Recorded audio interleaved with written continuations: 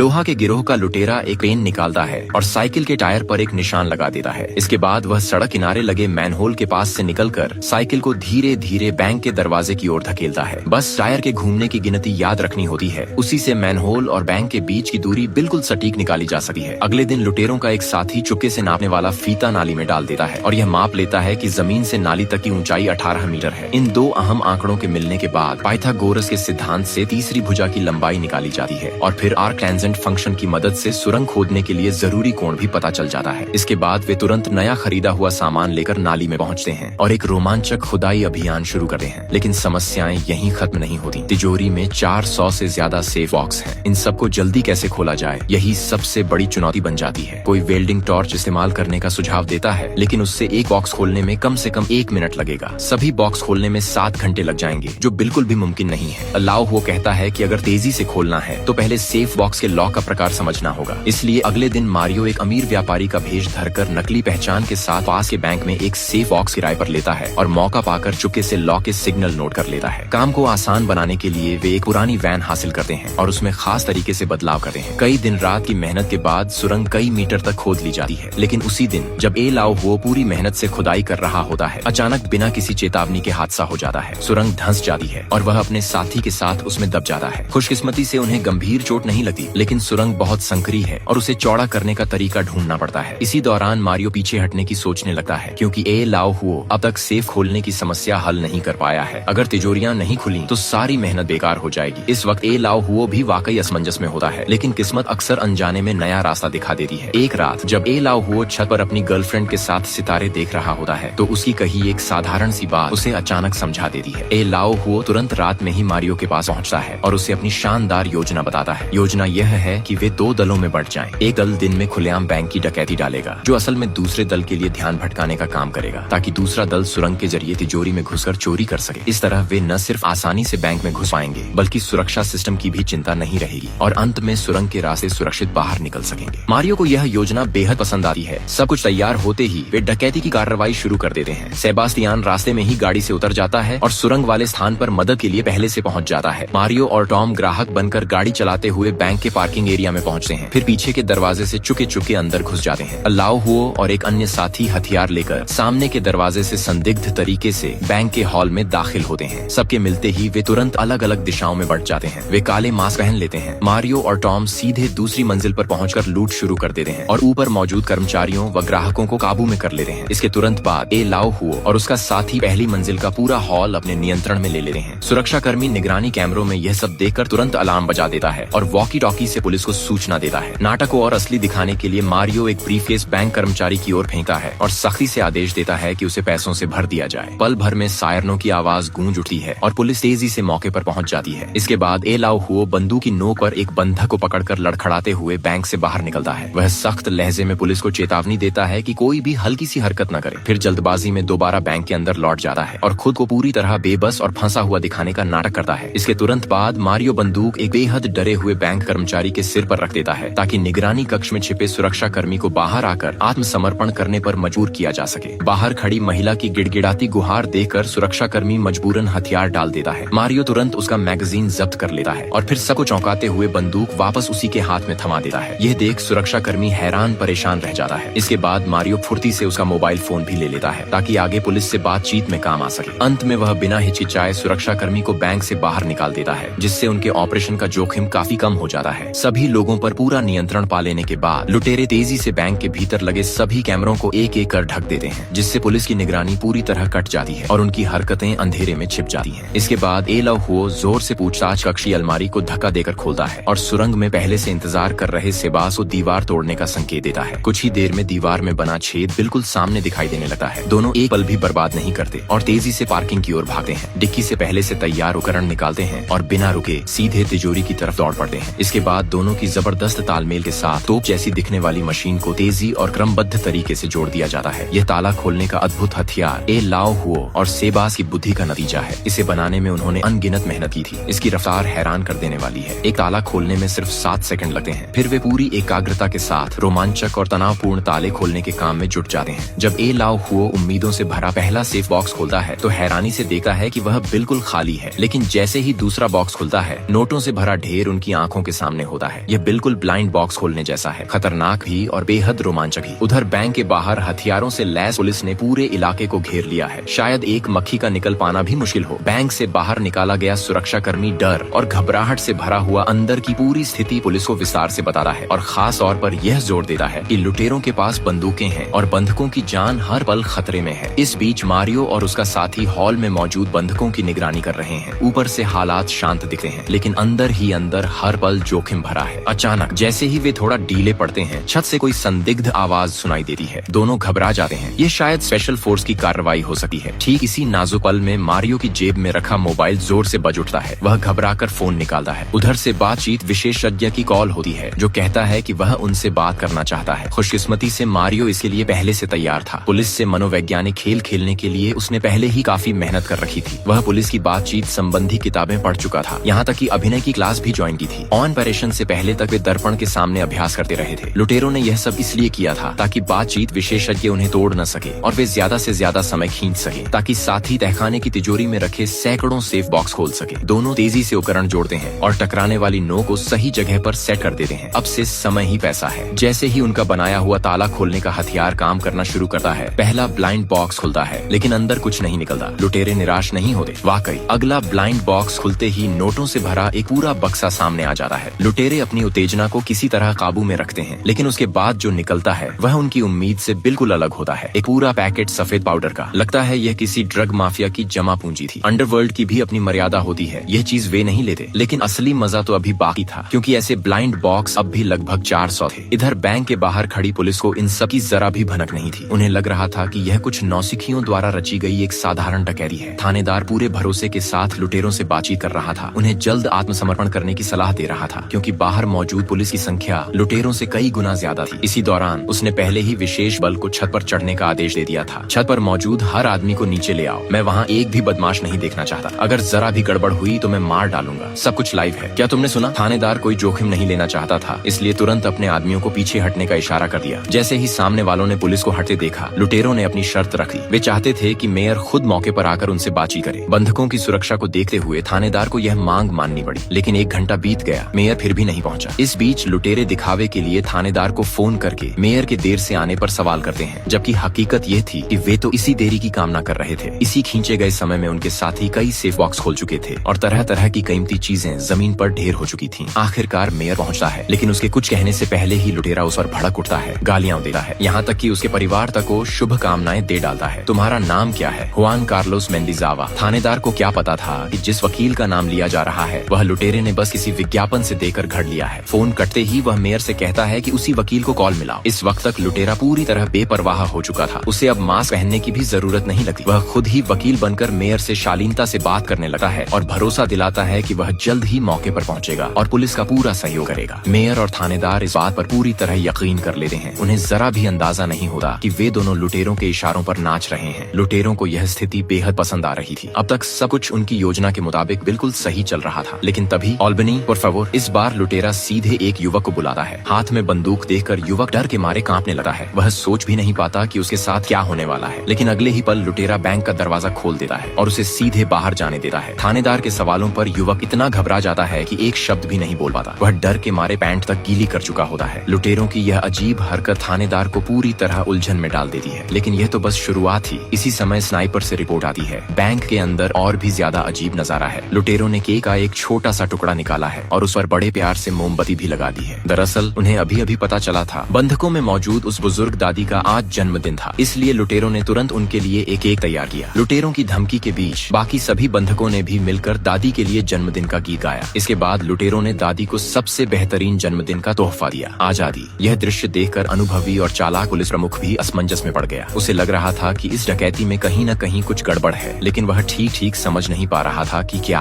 ऊपर लुटेरों द्वारा समय खींचे जाने के दौरान नीचे उनके साथी तेजी से ब्लाइंड बॉक्स खोल रहे थे, लेकिन जल्द ही एक समस्या खड़ी हो गई। लगातार तेज रफ्तार से चलने के कारण मशीन ज्यादा गर्म हो गई और काम करना बंद कर दिया। ठंडा होने का कोई दूसरा तरीका नहीं था, इसलिए सबको इंतजार करना पड़ा। कुछ मिनट बाद मशीन जैसे तैसे फिर से चलने लगी, लेकिन एक ही ताला खुलते ही वह दोबारा ठप हो गई। और इससे भी बुरी खबर यह थी कि सबकी घड़ियां बज उठी। पहले से तय किया गया वापसी का समय आ चुका था। अब भी कई सेफ बॉक्स बंद थे। पीछे हटने का मतलब था हाथ लगी दौलत को छोड़ देना, लेकिन सरगना ने जरा भी हिचकिचाहट नहीं दिखाई। उसके लिए पहले से तय योजना का पालन सबसे जरूरी था। सभी ने तुरंत पीछे हटना शुरू कर दिया। ऊपर मौजूद लुटेरे एक तरफ बंदूक दिखाकर बंधकों को हिलने डुलने से रोकते रहे तो दूसरी तरफ धीरे धीरे नीचे की ओर उतरते गए। नीचे वाले साथी तेजी से बोरे भरने लगे। सारे बोरे सुरंग के मुहाने तक लाए गए। पहले 3 लोग सुरंग में उतरे, फिर बाहर खड़े साथी एक एक करके बोरे अंदर भेजते गए। ढलान वाली सुरंग से बोरे आसानी से नाले तक पहुंचाए गए। नीचे मौजूद लोग बोरों को नाव पर खड़े साथियों को सौंपते गए। हर व्यक्ति एक एक अहम कड़ी संभाल रहा था ताकि काम की रफ्तार अधिकतम रहे। जो लोग पीछे रुके थे उनकी भी एक अहम जिम्मेदारी थी। उन्हें मौके को पूरी तरह साफ करना था, सुरंग को ढंकना था और जितना हो सके पुलिस की कार्रवाई को देर से शुरू करवाना था। लेकिन किसी ने यह नहीं सोचा था कि बाहर कई घंटों से इंतजार कर रही पुलिस अब अपना धैर्य खो चुकी है। सभी पुलिसकर्मी पूरी तरह हथियारों से लैस थे और बैंक में जबरदस्ती घुसने की तैयारी कर रहे थे। साथ ही एक विशेष दल नाले के बाहर निकलने वाले रास्ते पर पहले से तैनात था। इस बीच कार्रवाई का सरगना अब भी बैंक के अंदर ही था। वह बिल्कुल शांत था। उसने अपने बैग से एक लाल रंग का कपड़ा निकाला और बड़े सलीके से फर्श पर बिछा दिया। इस लुटेरे ने बैंक लूटने के बाद भागने की कोई जल्दी नहीं दिखाई। उसने अपनी बंदूकें साफ सुथरे ढंग से मौके पर ही छोड़ दी। इतना ही नहीं, वह एक पर्ची भी छोड़ गया। और सबसे चौंकाने वाली बात यह थी कि वह यह सब पुलिस को नीचा दिखाने के लिए नहीं कर रहा था, बल्कि यह बताने के लिए कि डकैती में इस्तेमाल की गई सभी बंदूकें खिलौना थीं। इससे भविष्य में पकड़े जाने पर सजा भी हल्की हो सकती थी। सब तैयार करने के बाद उन्होंने जमीन को अच्छी तरह साफ किया। सुरंग में घुसे, रस्सी खींचकर अलमारी को फिर से सुरंग के मुहाने पर ले आए और रस्सी भी खींच ली। इस तरह वे बिना किसी को भनक लगे बैंक से गायब हो गए। जब पुलिस ने बैंक में धावा बोला तो उन्हें बंधकों के अलावा कुछ भी नहीं मिला। लेकिन अनुभवी पुलिस प्रमुख ने दीवार पर बचे हुए सीमेंट के छुरे से कुछ गड़बड़ समझ ली। उसने अलमारी हटवाई और लुटेरों की भागने की सुरंग ढूंढ निकाली। उसे पूरा भरोसा था क्योंकि उसने पहले ही नाले के बाहर एक टीम तैनात कर रखी थी। लेकिन उसे क्या पता था कि लुटेरे बाहर की ओर नहीं बल्कि उल्टी दिशा में नाले के अंदर की ओर भागने वाले थे। वे तेज रफ्तार नाव से नाले के भीतर गहराई तक गए। जल्द ही एक मैनहोल के नीचे पहुंचे जहां उनका साथी पहले से इंतजार कर रहा था। उसने संशोधित वाहन में घुसकर कार के नीचे का हिस्सा खोला, मैनहोल हटाया और एक गुप्त रास्ता खोल दिया। सब एक एक करके गाड़ी में चढ़ गए। एक आदमी बाहर रह गया जो बोरे ऊपर भेजने का काम कर रहा था। खास उपकरणों की मदद से दौलत से भरे सारे बोरे तेजी से ऊपर पहुंच गए। आखिरी आदमी के चढ़ते ही यह छत वाला प्लान पूरी तरह सफल हो गया। उधर बैंक के अंदर पुलिस बस 4 खिलौना बंदूकों को देखकर हैरान खड़ी रह गई। बेहिसाब दौलत मिलने के बाद सबकी जिंदगी पूरी तरह बदल गई। लूट का माल बांटने के बाद उन्होंने वह छोटी गाड़ी जला दी ताकि कोई सबूत न बचे। इसके बाद उन्होंने जिंदगी का मजा लेना शुरू कर दिया। किसी ने कार खरीदी, किसी ने दुनिया घूमी। सब खुशी में डूबे हुए थे। लेकिन उनमें से एक ज्यादा उड़ गया। उसने एक प्रेमिका बना ली और पत्नी ने उसे रंगे हाथ पकड़ लिया। गुस्से में आकर पत्नी ने उसकी सारी सच्चाई पुलिस को बता दी। जब बाकी साथियों ने उसकी गिरफ्तारी की खबर देखी तब तक बहुत देर हो चुकी थी। 1 महीने के भीतर सब पकड़े गए। हालांकि मौके पर छोड़ी गई नकली बंदूकों और इस मामले में किसी की जान न जाने के कारण आखिरकार सभी को हल्की सजा मिली। कई साल बाद कुछ लोग जेल से बाहर आ चुके थे। उनके चेहरों पर कैद की कठोरता के निशान नहीं थे बल्कि दिल से निकली मुस्कान थी। कहा जाता है कि इस असल में घटी छत वाली डकैती में पुलिस सिर्फ करीब 10 लाख की रकम ही बरामद कर पाई। असल में लूटी गई रकम कितनी थी ये आज तक एक रहस्य बना हुआ है। शायद पकड़े जाना भी उस पूरी योजना का एक हिस्सा ही था।